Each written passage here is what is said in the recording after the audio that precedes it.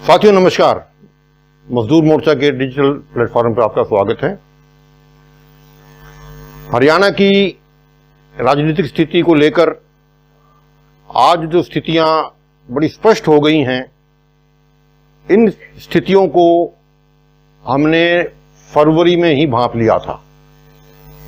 9 फरवरी को हमने एक वीडियो जारी किया था जिसका शीर्षक था ग्रामीण क्षेत्रों में खट्टर जी का घुसना मुश्किल है। इस तरह का कोई शीर्षक था, वो हम इसमें अभी दिखाएंगे भी, रेफरेंस भी देंगे। तो उसमें खट्टर जी फरमाते हैं कि मैं गाड़ी में जा रहा था तो मुझे प्रधानमंत्री जी का फोन आया। उन्होंने पूछा कि भाई क्या पोजीशन है, 10 सीटों में से कितनी बढ़िया हैं, कितनी मध्यम हैं, कितनी कमजोर हैं, कितनी अच्छी हैं।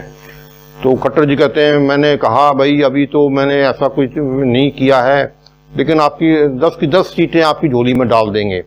इस तरह का उन्होंने वार्ता की थी। वो पूरा रेफरेंस आपको हम यूं कहीं लिंक दे रहे हैं। कल ही मोदी जी का सुबह से फोन आया मुझे 8:30 बजे सुबह। मैं गाड़ी में बैठा था, कहीं जा रहा था। मेरे पीए ने कहा कि दिल्ली से फोन आया है, पीएम साहब बात करेंगे। मैंने कहा ठीक है। सब उतारे गाड़ी में से, बात सुनी। एक ही बात, क्या स्थिति हरियाणा की? मैंने कहा बढ़िया है। 10 सीटों में से कितनी अच्छी है, कितनी मध्यम है, कितनी कमजोर है। मैंने कहा जी एकदम विश्लेषण तो मैं करके इस समय फोन पर क्या बताऊं, लेकिन एक मैं विश्वास दिला रहा हूं कि हम 10 की 10 सीटें जीत करके आपकी झोली में डालेंगे। तो साथियों हमने उस वक्त टिप्पणी ये की थी कि खट्टर जी ने तो विश्लेषण नहीं किया कि कितनी अच्छी हैं, कितनी कमजोर हैं, कितनी बढ़िया हैं, कितनी हारेंगे जीतेंगे। खट्टर जी ने बेशक नहीं किया, पर हमने कर रखा है। हमने कहा था तुम 10 की 10 झोली में डाल दो कि 10 की 10 में सफाया है, एक भी सीट तुम्हें मिलने नहीं जा रही है खट्टर जी, 12 बीघे में दाना नहीं है। ये असेसमेंट हमने 9 फरवरी को ही अपने वीडियो में घोषित कर दी थी। अगर तुम्हारे पल्ले कुछ होता तो अंबाला की सीट 1.5 साल से खाली पड़ी है, जबकि अगर 6 महीने भी चुनाव के रह गए हों तो आपको बाई इलेक्शन कराना चाहिए था। आपकी हिम्मत नहीं पड़ी कि अंबाला की सीट पे आप बाई इलेक्शन करा सकते, क्योंकि आपको पता है कि वहां पे क्या होने वाला है। और लगभग यही स्थिति सभी 10 सीटों की है। गुड़गांव की एक सीट पे कुछ संभावना हो सकती है, अगर राव इंद्रजीत भाजपा में बने रह गए तो शायद वो अपनी सीट निकाल पाएं, वरना मुझे कहीं 12 बीघे में दाना नहीं दिख रहा। और आज बेशक अभी रिजल्ट 4 जून को आएंगे, लेकिन जो परिस्थितियां पूरी प्रदेश की नजर आ रही हैं उसमें, हालांकि देखो ये कोई ज्योतिष का काम नहीं है, हम ज्योतिषी होने का दावा भी नहीं करते। हम तो केवल जो परिस्थितियां देख पा रहे हैं पूरी जगह से, जो हमें रिपोर्टें प्राप्त हो रही हैं, आईजी से भी थोड़ा बहुत संपर्क कर लेते हैं, दूसरे महकमों से भी कुछ ना कुछ हम जानकारी प्राप्त करते हैं, अपने जो पत्रकार बंधु भी कुछ ना कुछ सूचनाएं देते हैं। उनके मुताबिक कहीं कोई उत्साह भाजपाइयों के प्रति नहीं है।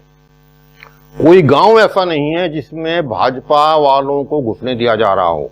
धर्मवीर के साथ किस गांव में, नीमड़ी वाड़ी में क्या हुआ, फलाने गांव में क्या हुआ, रणजीत चौटाला की कितनी भदपिटी, कहां कहां इनके साथ क्या हो रहा है, हर गांव का मैं लंबा विश्लेषण करूं तो बहुत हो जाएगा।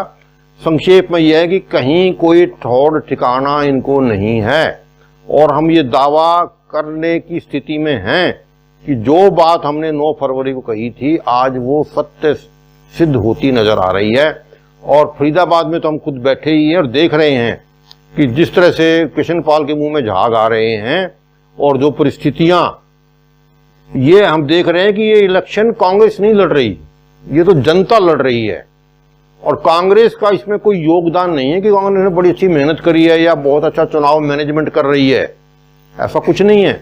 ये तो जनता का उफान है, इसे कहते हैं बाय डिफॉल्ट।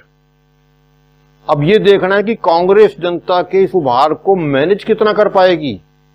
बूथ लेवल पे कांग्रेस के कितने बूथ एजेंट्स अपने वोटर को संभाल पाएंगे। अब तो देखने वाली बात केवल ये रह गई है, बाकी जनता के उत्साह में और जनता के सहयोग में कोई कमी नहीं है। उसके आधार पे कहा जा सकता है कि एक भी सीट हरियाणा में तो इनको मिलने वाली है नहीं। और यही स्थिति 100% दिल्ली में है। जो 7 की 7 सीटें 2 बार से भाजपा लिए जा रही थी, इस बार एक भी मिलने की स्थिति नहीं है। एक सीट चंडीगढ़ की है, जो मेयर के चुनाव ने सिद्ध कर दिया, वो भी इनकी नहीं है। पंजाब से 2 सीटें पिछली बार इनको जैसे तैसे मिल गई थी अकालियों की मेहरबानी से, वो भी नहीं है। तो 10 हरियाणा की, 7 दिल्ली की, 2 पंजाब और 1 चंडीगढ़, 18 सीटें हैं। 18 सीटों का सफाया है सीधा सीधा। और जिस तरह से योगी के सिर पे खतरा मंडरा रहा है, योगी नहीं चाहेगा कि ये अच्छे बहुमत में आए, और उनकी कोई इच्छा नहीं है कि मोदी जी प्रधानमंत्री बने, क्योंकि प्रधानमंत्री बन गए और ज्यादा सीटें आ गई तो फिर तो योगी का हाल भी वसुंधरा जैसा और मामा शिवराज जैसा हो जाएगा। या जिस तरह गुजरात का मुख्यमंत्री जब मर्जी बदल दो, उत्तराखंड का जब मर्जी चलता कर दो, खट्टर को जब मर्जी कहते जा आप घर बैठ जा। तो योगी वो पोजीशन आने नहीं देना चाहते, तो वो नहीं चाहेंगे कि ये 40 का आंकड़ा पार करे।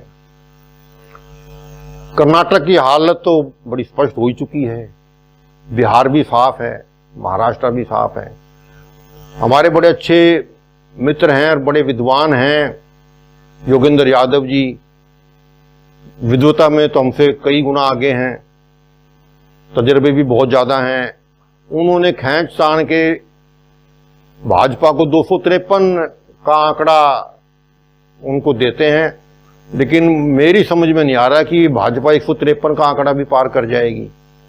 हो सकता है कर जाए, लेकिन मुझे तो नहीं लगता। अगर कर जाएगी तो बड़ा भारी चमत्कार कोई हो सकता है, ये कोई बहुत बड़ा कोई हेरा फेरी कोई मोटी कर जाएं, कोई और जो षड्यंत्र कर जाएं तो भला ही संभव है, वरना जो हालात दिख रहे हैं उनमें 253 तो क्या 153 भी अगर कर जाएं तो चमत्कार वाली बात होगी। तो इन हालात में मुझे नहीं लगता कि कुछ इनके पल्ले कुछ है, और इसी का परिणाम है। ये ऐसा नहीं है कि मुझे दिख रहा है, ये दिख उनको भी रहा है, और इसी का कारण है कि मोदी जी बुखलाई फिर रहे हैं। मोदी जी अभी कहते हैं कि जिलों की राजधानी भी बताओ।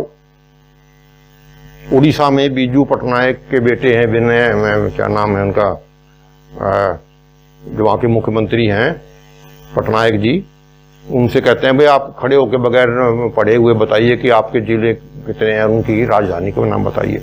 आप उड़ीसा के जिलों के नाम बोलिए और जिलों के कैपिटल के नाम बोलिए। अब ये प्रधानमंत्री का ये लेवल आ गया है। टेम्पुओं में नोट जा रहे हैं अडानी और अंबानी के घर से कांग्रेस को। ये बौखलाहट की निशानियां हैं, और आदमी बौखला ही जाता है जब सत्ता हाथ से जा रही होती है और इतनी दुर्गति होती नजर आए तो बहुत कुछ होने होता है। भैंस भी बढ़ती नजर आती हैं और मंगलसूत्र भी बढ़ते नजर आते हैं। ये सब बौखलाहट की निशानियां हैं, और इन हालात में तो दिख रहा है कतई बिल्कुल बंटा धार है, और कोई आशा दूर दूर तक नजर नहीं आती कि ये रिपीट कर पाएंगे, कोई मतलब ही नहीं है।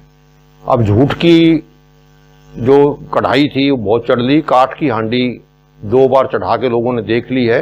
अब और ज्यादा रिस्क लेने की स्थिति है नहीं, और देश का जो बेड़ा गर्क होना था, बैंक सारे लुटवा दिए, रिजर्व बैंक तक लुटवा दिया, और जितनी भी संवैधानिक संस्थाएं थी उन सबका बेड़ा गर्क हो चुका है।